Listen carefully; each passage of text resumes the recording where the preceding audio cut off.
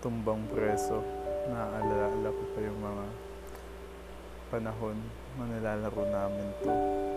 Luksong tinik kasama yung mga kaibigan ko. Nakakalungkot isipin na pawala na ng pawala yung mga ganitong klaseng trip.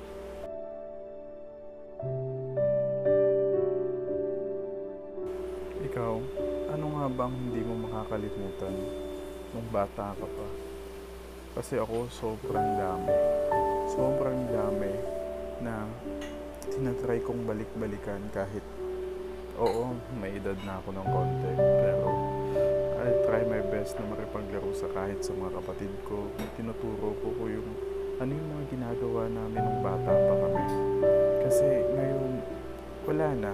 Parang pag nagtanong, pag makita nila yung mga laro, tumbang preso, hindi nila alam kung paano laruin.